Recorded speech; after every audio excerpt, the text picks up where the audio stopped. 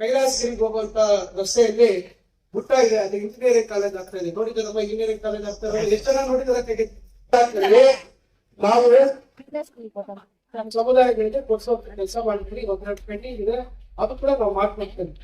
ಇದರಲ್ಲಿ ವಯೋವೃದ್ಧರ ಅಭ್ಯುದಯ ಕಟ್ಟಡ, ವಯೋವೃದ್ಧರು ವಯಸ್ಸಾದಂತಹ senior citizens ಅಂತ ಹೇಳ್ತೀವಿ, ಅವರಿಗೆ 20 ಗುಂಟೆ ಜಾಗ ಅವ್ರಿಗೆ ಮಂಜೂರು ಮಾಡ್ತಿದ್ವಿ.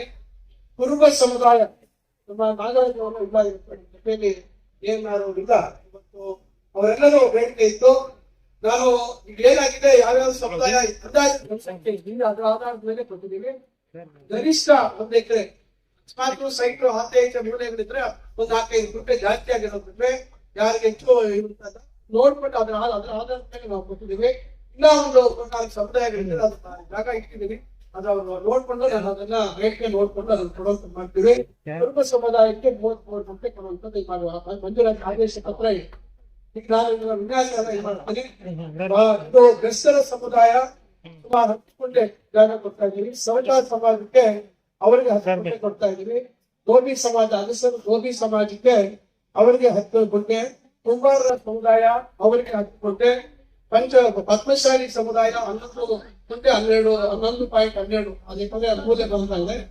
ಆಮೇಲೆ ಅಕ್ಕಸಾಲಿಗ ವಿಶ್ವಕರ್ಮ ಸಮುದಾಯಕ್ಕೆ ಯಾರು ವಿಶ್ವಕರ್ಮ ಸಮುದಾಯಕ್ಕೆ ಸುಮಾರು 10.14 ಗುಂಟೆ ಕೊಡುವಂಥದ್ದು ಆದೇಶ ಆಗಿದೆ.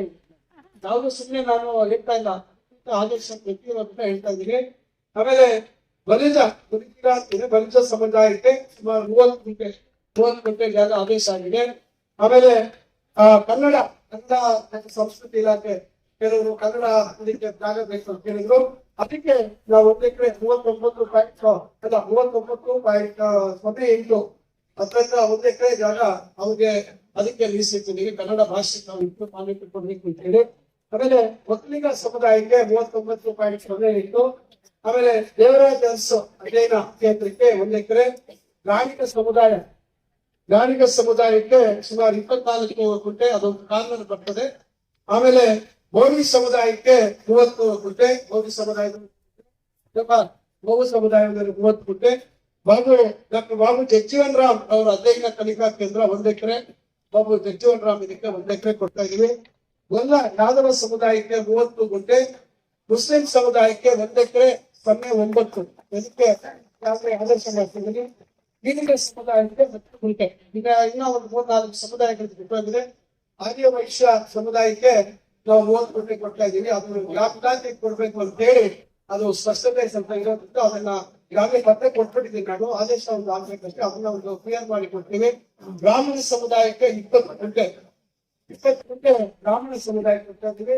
ಇಲ್ಲ ಕೆಲವು 3-4 ಸಮುದಾಯಗಳಿದೆ ನಮ್ಮ ಹತ್ರ ಪಟ್ಟಿ, ಇವೆಲ್ಲರಿಗೂ ಕೊಡ್ತಾ ಇದ್ವು. ಮತ್ತು ಅದೇ ಹಾಸ್ಟೆಲ್ಗೆ ಜಾಗ ನಿಗದಿ ಮಾಡಿದೀವಿ ಈ ರೀತಿ.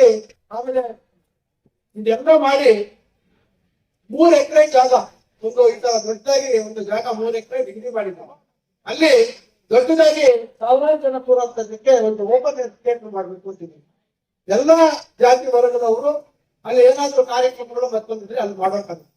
ಪ್ರತಿಯೊಬ್ಬರು ಭವನ ಅಂತ ಕಟ್ಟಕ್ಕಾಗೋದಿಲ್ಲ. ನಾವು ಇದನ್ನ ಬಹಳ ಸ್ಪಷ್ಟವಾಗಿ ಶೈಕ್ಷಣಿಕ ಅಧ್ಯಯನ ಕೇಂದ್ರ ಅಂತ ಹೇಳಿ ಮಾಡಿಸಿರೋದು. ಯಾಕಂದ್ರೆ ಇವತ್ತು ಮಕ್ಕಳು ವಿದ್ಯಾವಂತರಾದ್ರೆ ಆ ಸಮುದಾಯ ಬೇರೆ ಬರಲಿಕ್ಕೆ ಸಾಧ್ಯ ಆಗುತ್ತೆ.